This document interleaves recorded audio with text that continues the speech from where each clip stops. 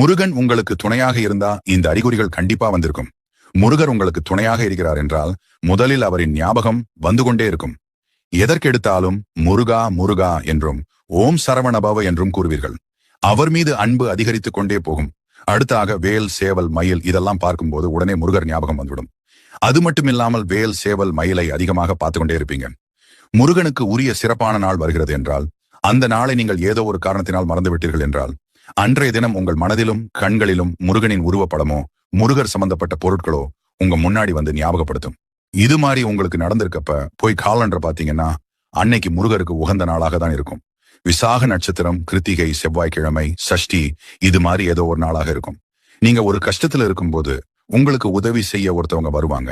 அவங்க பேர் கண்டிப்பா முருகன் பேர்கள் உள்ள ஒருத்தவங்களாகத்தான் இருப்பாங்க.